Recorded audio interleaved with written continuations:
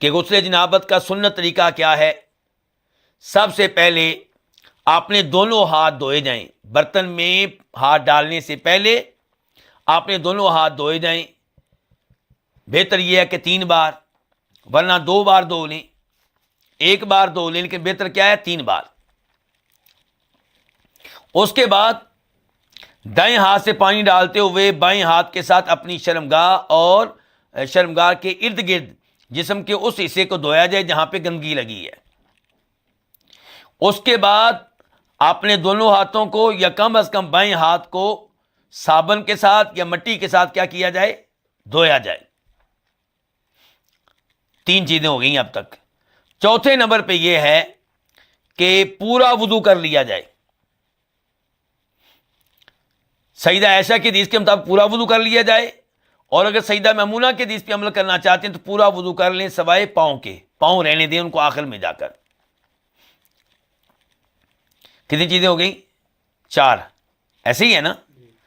5ویں number پہ کیا کریں؟ اپنے ہاتھوں کی انگلیوں کو آپ گیلا کریں، پانی سے تر کریں، اور ان کے ذریعے بالوں کی جڑوں میں کیا کریں؟ خلال کریں۔ ان گیلی انگلیوں کو بالوں کی جڑوں میں داخل کریں۔ کتنے امور ہو گئے جی؟ 5۔ 6 نمبر پہ آپ کیا کریں؟ اپنے سر پہ پانی ڈالیں دونوں ہاتھوں سے 3 بار، پہلے دائیں جانب، پھر بائیں جانب، پھر درمیان میں، اور ساتھ ساتھ کیا کرنا ہے؟ اپنے ہاتھوں کی انگلیوں کو سر کے بالوں میں داخل کرنا ہے تاکہ یہ پانی آپ ڈال رہے ہیں یہ اچھی طرح آپ کے سر کی جلد تک پہنچ جائے، اور آپ کے سر کی جلد اچھی طرح تر ہو جائے، بالوں کی جڑیں اچھی طرح تر ہو جائیں۔ کتنے امور ہو گئے جی؟ اور 7ویں نمبر پہ یہ ہے کہ پورے جسم پہ آپ پانی ڈال لیں، اور اس میں خیال رکھیں کہ آپ پانی جو ہے آپ کے جسم کے ایک ایک حصے تک، ایک ایک جگہ تک پہنچے، اور 1 دفعہ ڈالنا ضروری ہے، اور بہتر ہوگا کہ آپ 2 دفعہ ڈال لیں، 3 دفعہ پانی اپنے جسم پہ ڈال لیں۔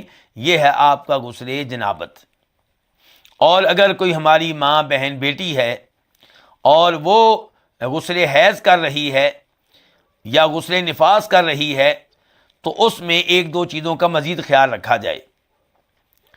کوشش کی جائے کہ غسل حیض میں بالوں کی مینڈیاں کھول لی جائیں۔ کچھ علماء کرام کہتے ہیں کہ کوشش نہیں بلکہ واجب ہے۔ غسل جنابت میں تو چھوٹ ہے نہ کھولنے کی، اور غسل حیض میں کیا ان عورتوں پہ کیا ہے؟ واجب ہے کہ بالوں کی مینڈیاں کیا کریں؟ کھولیں۔ اور کئی علماء کرام کہتے ہیں کہ واجب تو نہیں لیکن افضل ہے، بہتر ہے۔ تو احتیاط اسی میں ہے کہ بالوں کی مینڈیاں غسل حیض میں، غسل نفاس میں کھول لی جائیں تاکہ پانی اچھی طرح پہنچ جائے۔ اور ایک چیز عورتیں یہ ذہن میں رکھیں گی کہ انہوں نے کوئی خوشبو والی کستوری وغیرہ کی ٹکی لینی ہے، اور یہ خوشبو انہوں نے وہاں پہ لگانی ہے جہاں جہاں پہ خون حیض کے اثرات پہنچے، خون حیض جہاں جہاں تک لگا، تاکہ اس کی بدبو جو ہے وہ دور ہو جائے۔